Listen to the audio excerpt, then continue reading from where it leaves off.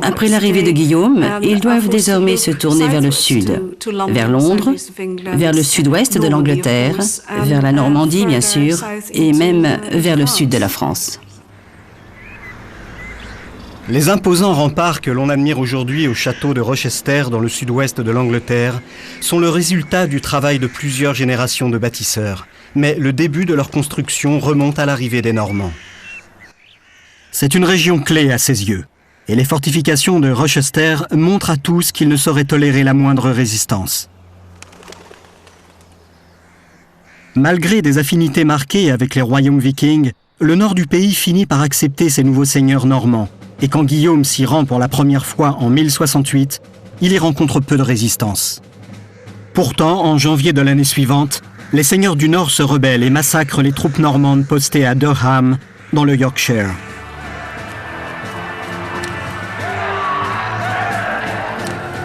La réponse du roi est immédiate.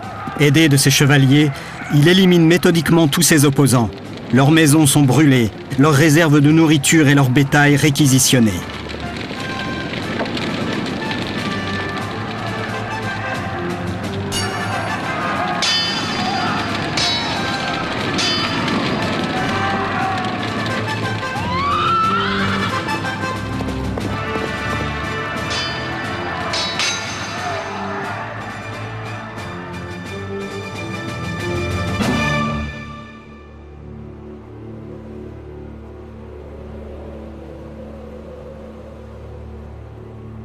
Ce brutal rappel à l'ordre de l'aristocratie anglo-saxonne constitue l'un des épisodes les plus violents du règne de Guillaume le Conquérant. York est dévasté, mais son église, véritable épicentre de la structure religieuse du Nord, est épargnée. Le nouveau roi ne peut rester insensible devant une institution religieuse comme celle de York, qui détient 1/6 de la richesse du pays. Pour lui, la solution est simple. Il fait venir des prêtres normands en Angleterre. Le siège épiscopal de York est vacant, et Guillaume saisit l'occasion pour y nommer un chanoine de Bayeux comme nouvel archevêque. Ce n'est que le début d'une politique qui deviendra systématique. La violente campagne de répression menée dans le Nord prouve une fois de plus que les Normands peuvent se conduire en mauvais chrétiens tout en restant de fervents défenseurs des symboles du christianisme. La cathédrale de Durham est une parfaite illustration de cette ferveur. Guillaume investit sans compter ses nouvelles richesses dans la construction de châteaux et d'églises dessinés par ses architectes normands.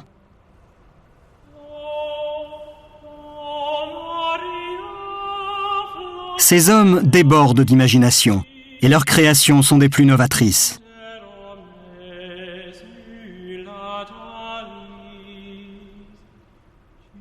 Les églises anglo-saxonnes traditionnelles sont peu à peu remplacées par ces nouveaux édifices d'inspiration normande. De très nombreuses églises sont bâties avant la fin du XIe siècle. Elles constituent aujourd'hui encore le plus bel héritage du règne de Guillaume le Conquérant.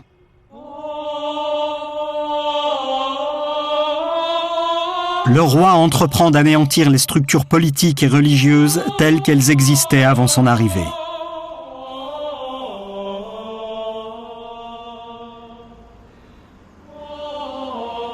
Ainsi, il veut montrer à tous que depuis la victoire d'Hastings, il possède l'Angleterre tout entière.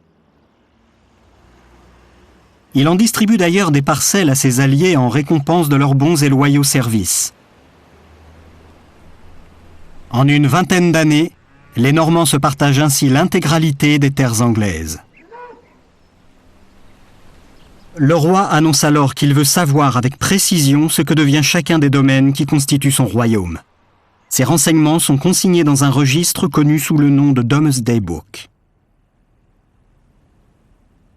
Cet ouvrage administratif est un vrai trésor pour les historiens d'aujourd'hui.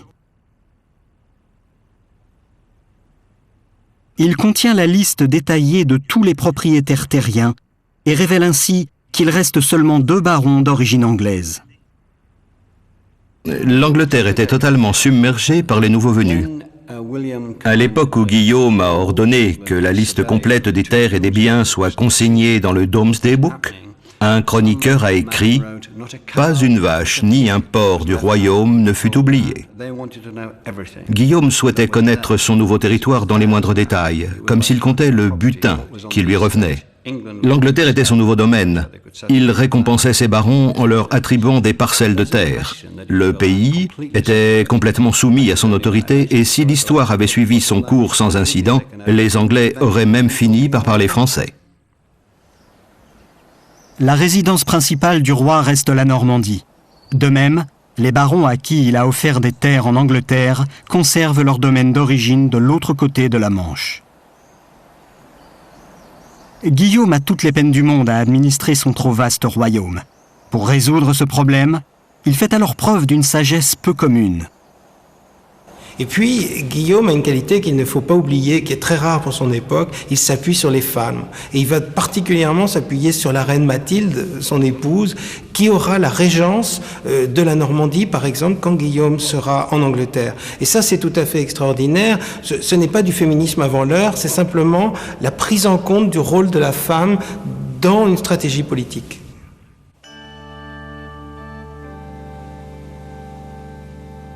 Au sein de l'Église, en revanche, les femmes ne détiennent aucun pouvoir.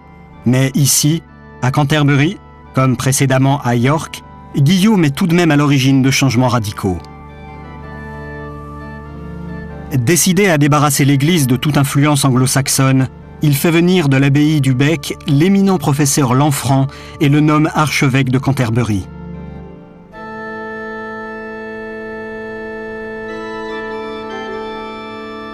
Le sommet de la hiérarchie religieuse en Angleterre est désormais aux mains des Normands.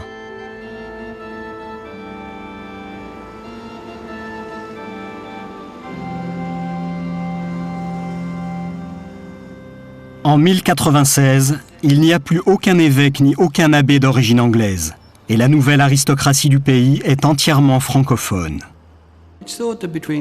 Au cours des 2 ou 3 siècles qui ont suivi 1066, 10 à 12 000 mots français ont été introduits dans la langue anglaise. À l'époque, celle-ci comptait 25 à 30 000 mots. C'est donc l'équivalent de la moitié d'un langage qui a été imposé à la population anglaise. De nombreux mots d'usage ont donc disparu, mais la base du vieil anglais est restée telle quelle et on la retrouve aujourd'hui encore dans la langue anglaise moderne. Le français s'est malgré tout introduit dans tous les domaines. Dans le vocabulaire militaire, des mots comme armée, archer, soldat et garnison se sont imposés. De même, dans le domaine de la hiérarchie sociale, des mots comme nobility, court, throne et peasant sont d'origine française.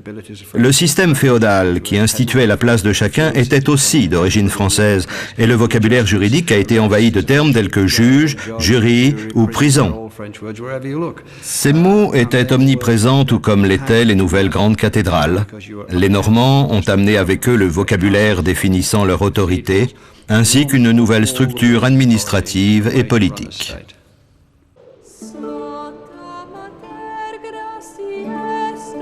L'Angleterre devient une nation totalement soumise à son souverain. Guillaume le Conquérant est parvenu à mettre la main sur tout le pays et sur l'ensemble de ses institutions. Mais dans son pays d'origine, la France, le roi d'Angleterre n'est qu'un simple duc.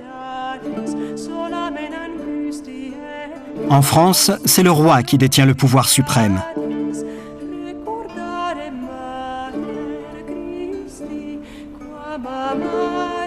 Dans toute la chrétienté, l'Église reconnaît la légitimité des rois et soutient leur autorité. Malgré ses titres de comte, de marquis, de duc et même de roi d'Angleterre, Guillaume doit allégeance à son suzerain, le roi de France.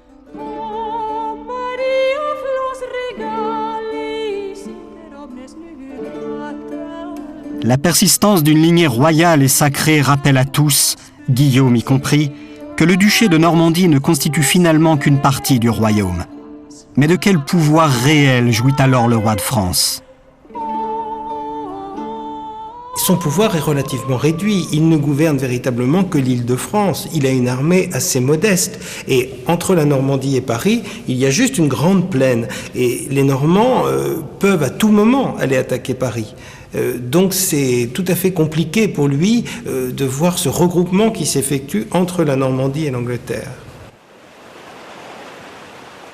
Roi d'Angleterre et duc de Normandie, Guillaume accomplit régulièrement la traversée entre ces deux vastes domaines